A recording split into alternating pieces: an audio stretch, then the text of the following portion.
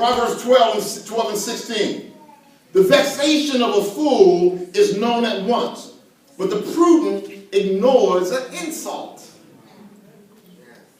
The fool, man, he lets everybody know, I'm mad, I'm angry, I'm frustrated. But the wise man don't give anybody a clue that he's bothered by what's going on. This is funny, man. I went with my dad one day to a funeral. And so one of my tricks is if I go to a funeral and I don't want to have to go up front, I won't wear a tie. I won't dress up, because I figure if I don't dress up, they won't ask me to come up to the front. So that's one of my tricks. I shouldn't have told y'all that, because if I show them, y'all gonna know what I'm doing. But anyway, that's one of my tricks. I just won't dress up. But I went with my father to this funeral, and I think he kind of figured out what my trick was, so he tried.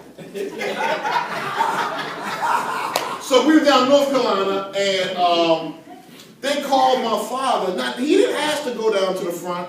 They called him to come down to the front and sit on the stage.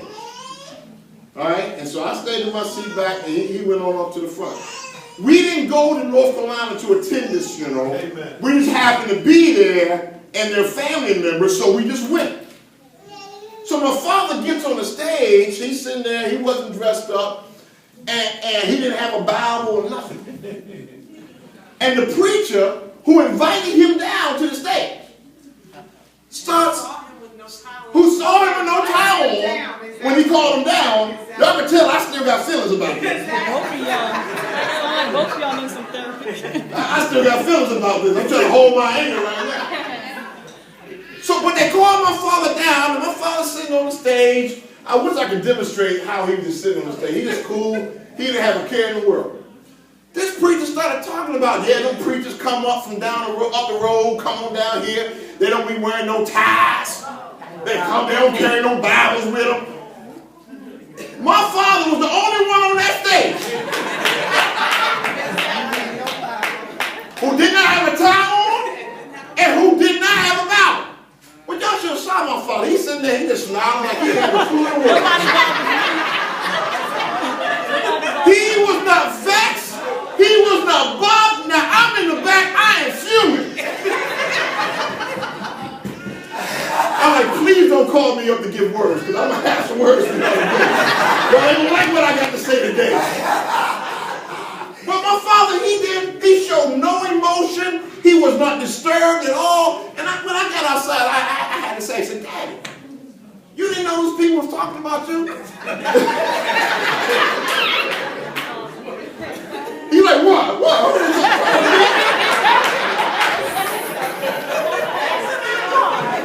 I said, now, I know you love Jesus and everything, but I know you knew this people talking about.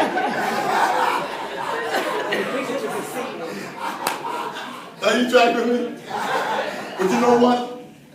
He showed absolutely no emotion whatsoever. He kept on smiling. And guess what? That was a wonderful testimony.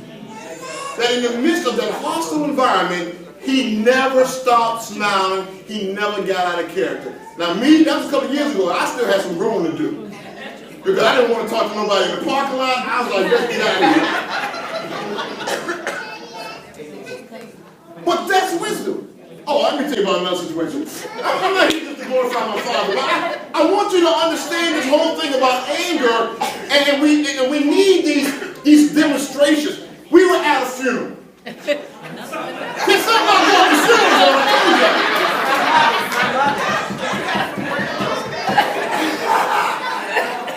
I'm at my grandmother's funeral. We're at my grandmother's funeral again down in North Carolina. And you know how they have the thrones up on, not thrones, what do you call them? The chairs up on the pulpit. They had the chairs up on the pulpit. And so, it had like 5 chairs in the pulpit, and my father was sitting in a chair that was off. He wasn't sitting in the center chair, he was sitting in a chair that was kind of off. And he just took that chair. It was, no name was on the chair. We figured you sit wherever you want to sit. My father stands up to give acknowledgement to something. When he stood up to give the acknowledgement, the pastor of the church that was sitting on the chair next to my father, y'all saw this? As soon as my father stood up, he jumped over and sat in my father's chair. As like, this is my seat. Now, again, I had grown up by this time.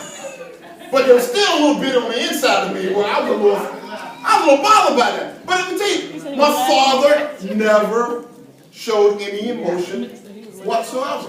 What am I saying to you, saints? I'm saying that we got to get out of that situation where we just look for opportunities just to explode. That's right. People are going to talk bad about you. Have you learned that yet? Have you accepted that fact yet?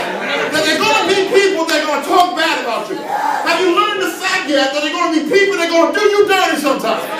Sometimes they're going to do you dirty right to your face. But when they do us dirty, we cannot respond in filth. Look to your neighbor and say, you got to stay saved.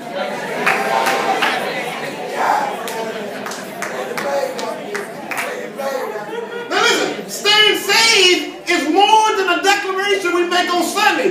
Look to your neighbor, there's a lifestyle associated with staying saved.